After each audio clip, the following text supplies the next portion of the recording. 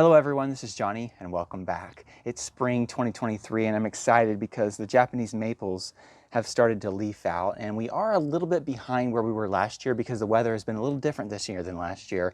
It's been a little bit more overcast and a little bit colder than it was this time last year, but the trees are starting to leaf out.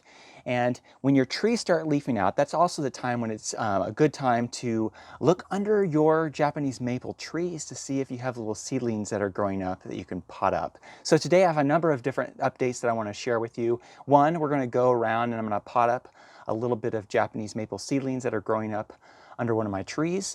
And then I'll give you some updates on the seeds that I put in a box last fall, and we'll show you how those are doing. Those have actually, a lot of those are growing up and looking good. And then I'm going to talk a little bit about the grafting that I've done this past year and kind of show you the next steps with those grafts. I want to talk a little bit about some of the cuttings that I did last year, even the ones that didn't root last year, but they had calloused over, so I put them in a box. I want to give you a quick tour of the various trees that I have, and I've actually added a few new ones to the collection this year that I'll be propagating from. I'm excited about those. And then I have some exciting news to share at the very end of the video, something that I've been working towards and something that I was able to do officially last year. So I'll talk about that. So stick around, I have a lot of exciting things to talk about. Okay, as you can see here, the Japanese maple roughly 1 year seedlings, those have started to leaf out pretty nicely and getting some great leaf shapes already. And so those are those. And then over here to the right, I have some of the cuttings that I did this past year, and some of those are starting to leaf out. I have sold a number of plants this year, and that's something I'll talk about near the end of this video. So some of my cuttings have actually already sold this year, but there are some unique things happening here. For instance, I have this Genchi variety, and this is one I rooted last year, and you can see the cool leaves coming out there. We have the Beni Sazanami variety there, the Mikazuki starting to leaf out there, and that one has a really cool leaf with white and green in the summer and kind of this pinkish color in the spring. So that's a beautiful leaf for sure. And I have a number of other cuttings throughout here as well. And then up on this top bench here, we have some a little bit older seed-grown Japanese maples here, and you see prices there, and that's once again because I've been selling these, and I'll talk more about that later. And then on this side, I have some of my grafts, which we're going to talk about, and then I have some of the specific Japanese maple seedlings that I'm saving for my personal collection. And what I've done is I've actually labeled these here, Japanese maple, and then I can see, for instance, this one. This particular one I have labeled Japanese maple private collection #1, and I have a number of these that I'm making sure I don't sell or give away because they have a specific characteristic that I like. And I'll talk more about this later, but I actually have a phone app where I'm keeping track and taking pictures of these, and I need to actually take some of these spring pictures of these trees that have specific characteristics, and I think a few of these I might be able to name in the future. So that's that. Let's go ahead and move over to some seedlings that are growing up under one of my trees, and I'll talk about what to look for there and how to pot those up. Okay, so when your Japanese maple trees start to leaf out, you'll want to look under your Japanese maple trees to look for little seedlings like this. You can see here the obvious Japanese maple leaf, and then you can see the initial leaves here. I wait to pot these up until we actually see good developed true leaves like we have here. And so I have this one here. I have a few nestled in here amongst these violets. There's one over there by a succulent. There's one there. And then there's a few scattered, you can kind of see here, they're at various stages of being ready. But I'll dig up a number of these, and then I also want to give you an update on the seeds that I stuck in a box this past year as well. Okay, so as I do this, I just want to make sure I get as much of that root system as possible as I dig in here. But as you can see, I got a pretty good amount of root, so that one should be good. I'm gonna lay that in a tray, dig up a few more of these, and then we'll go ahead and pot those up, and I'll show you that process really quickly. Another little one here that's just getting its true leaves. And that's a teeny bit early, so I'll go ahead and leave that. We also have one down here that looks like it's gonna kind of have a lacy leaf. So that's gonna be a good one. Once again, well, that's probably far enough. I'm gonna go ahead and dig that one up because it's kind of near the walkway. I don't want that to get damaged. Since it has kind of that lacy leaf look, it's kind of unique. So I'm gonna go ahead and get that one.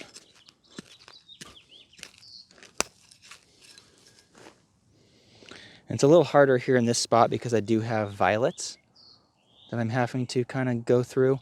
Obviously, the tray that I did this fall, it'll be a little easier because I won't have to get it out of different things. But nonetheless, it looks like I got the root system that was there. So I think that one will be fine. Got one there. It always amazes me how many of these are here. When you start kind of getting in, you think you see like a few, and then you see dozens as you continue on. Once again, just always doing my best to get as much root system as possible. That one should be all right. So like that one's not ready, but this one's probably good, and this one's probably good. So we'll go ahead and dig those two up. All right, there's a few more in here, but I think I got all the ones in this area that are ready to pot up. And so let's go ahead and pot those up, and then I'll give you an update on the seeds that I put in a tray this past year. Okay, now we're ready to pot these up. So I have those Japanese maples that I just dug up. I have 3.5-inch square pots in this tray, and then I have some potting soil. A question that I've gotten into my comments in past videos is what kind of potting soil do I use? Generally, I like to use a good organic potting soil, like G&B Organics is one that I've used in the past. This is actually kind of a mix of different potting soils, a little bit of peat moss, I added some perlite, and then I added the remnants of some potting soil that I had. And I actually put a little compost in this as well, but just a good basic potting mix that'll drain well is gonna be good. And so I'm just gonna go ahead and fill up each of these little pots with soil, and just really simple process to go ahead and get these Japanese maples potted up. Growing out Japanese maples from seed does take patience. It's going to take, about a year to get to this size. So it does take a lot of patience. However, it's well worth it because not only do you get beautiful trees, but you get cool variations, as I've talked about in the past. And then you also have stock that you can graft onto in the future, which will show you some updates on some of the grafts I did this last year. But let me go ahead and fill these up, and then we'll pot this out. Really, this is just the beginning of potting these up. There's a bunch more in the front yard that aren't ready yet in the mulched areas that they don't have their true leaves yet. They're not fully developed. So we'll pot those up later, but this is a good start to the year. Okay, so what I basically do here is I just take my finger and I poke a little hole in the center. And it's real simple. You just take one of these little Japanese maple seedlings, you carefully put it in where that hole is, and then you just kind of make sure that the soil is tight around there and there's no air pockets. So once again, pretty simple process. Okay, there they are. We have 11 of those potted up right here. I'm gonna go ahead and water these in a little bit, and of course we'll put more here in the coming days as the other ones get their true leaves. But good start there. Got just a few there, and then once again, in about a year, we can expect them to be somewhere around this size. And when I water these in, I wanna make sure the leaves itself don't get overly wet. I want the leaves to be above the soil so they don't get too wet initially. I mean, there's going to be a little water on the soil, but a little water on the leaves, I should say. But as much as I can, I'd like that to be above the soil. That one may be a problem with that. I'll kind of put that to the side. When it comes to general watering afterwards, you want to water these every 1 to 2 days, especially in the summer. You might be able to, this time of the year, get away with every few days, especially if you have them getting some rain. You might just make sure that soil stays a little bit moist. And once again, you want a soil that drains well. And then you want to keep these under a shade cloth because really harsh sun won't be good for these initial seedlings until they get some good root system built. And then even that, Japanese maples are really made to be in shade. So I grow my Japanese maples under like a 50%, 40, whatever it is. It's a 40 to 50% shade cloth, and that's best for your Japanese maples. Okay, so let's now move over to the seeds that I put in a tray this past year, and I'll show you how those are doing. Okay, down here I have this tray, and the reason I have this tinted over this like this, kind of looks like a roof, is I just wanted to keep cats out of this and keep them from using this as a litter box. We have a neighborhood cats that come by. But if you take this off, as you can see here, there are a pretty good number here that have sprouted already. And none of these have their full true leaves yet, but you can see some of these true leaves starting to come out, and some more just barely starting to sprout. So I should be able to get a good number of trees from this tray, and give it a couple more weeks, and I should be able to pot up a lot more of these. And these will be easier than digging it out of the mulched areas, because sometimes you have to deal with other plants there. But super easy process, once again, to sprout Japanese maple seeds. They just have to go through a winter stratification process. And so the easy way, once again, is if it gets cold where you live, just simply stick the seeds in a tray. Put those out in the weather. Put those in the fall in a tray when they fall from your tree. And then let them go through the winter process naturally outdoors in some soil. And then in the spring, you should have some of them sprout like I do have here. And then, of course, in a couple weeks, I'll pot those up like I just did the other ones. Let's go ahead and now move over to an update for some of the grafts that I did last year and show you the next steps for those. Okay, here are 4 of the trees that I grafted this past summer. We have a Amber Ghost on this side. We have Peaches and Cream here. We have another Peaches and Cream. And then we have, this one is an Alpenweiss variety. I've already cut this one back quite a bit, but as you can see here, this has been partially cut back. But since these are leafing out very nicely, I can go ahead and cut back this portion a bit more to encourage growth here. We already have a pretty good union there that's grown up. You can see the grafted part here, and you can see the rootstock here.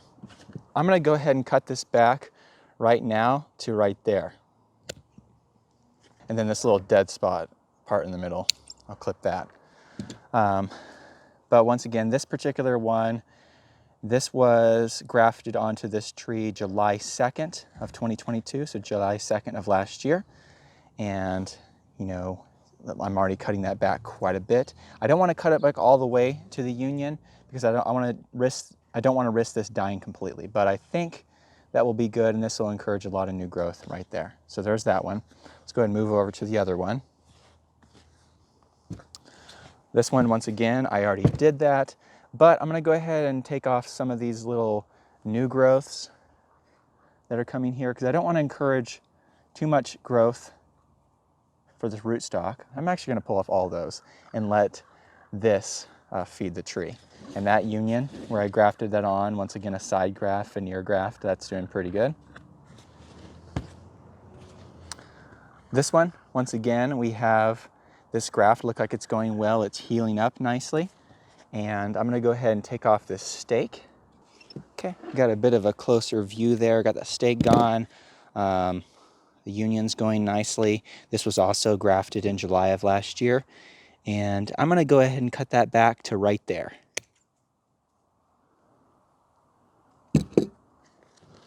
So that'll be pretty good, and that should put a lot of new growth once again into this beautiful, beautiful tree.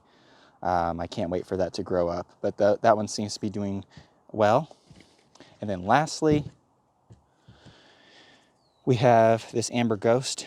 We see the graft here. The graft union's looking pretty good. We see that I've already cut this back some, but I'm gonna go ahead and cut that back to that point right there, and then trim these that are growing into the tree. And then next year, I should be able to cut this a lot closer to that. But once again, it takes a little bit of patience to do anything propagation-wise. But the year after you do it, you can start trimming it down. And then, like I said, come spring next year, I probably will cut this down pretty close. And these trees will start looking pretty impressive sometime next year. But that's a quick update for these trees. Okay, next I want to give you a quick update on an experiment that I did last year. So last year I had a number of cuttings that they did callus over nicely, but by the end of the season they hadn't rooted yet. However, I decided to go ahead, instead of just tossing those, since they had calloused over, I went ahead and put those back in this box and just set them out for the winter to let them just naturally catch rain, snow, whatever. And you can see that I actually have that one leafing out, and most of these, not all of them, but most of these actually have buds that are going to burst. So I believe these have actually rooted. I'm going to go ahead and dig a couple of these up and see if we actually have roots, and if we do, then I'll quickly pot those up. All right, we'll see what we've got going on here. So this one looks like it has some buds. And still no roots. Interesting. With the buds going there, figured I'd have some roots. Interesting. These are really interesting ones because since they're not rooting. Huh. Still no roots. Yeah, calloused over nicely. And buds starting to come out, but nothing yet. Okay, so once again, kind of interesting because it looks like leaves are coming out, but nothing there. So I am going to stick all these in just a pot with my label here, Pixie, and just set that out, and just for the off chance that they do root, but I don't want to use a whole box here for these since they may never root. But I am willing to give it a little bit of a shot, so I'm not ready to 100% give up yet.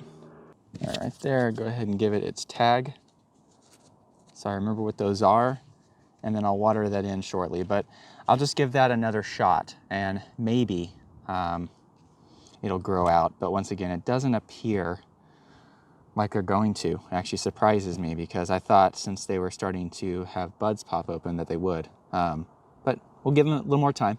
As it warms up, maybe they'll root out. But there you go. I'm gonna do the same exact thing for the blood good ones that are in there as well.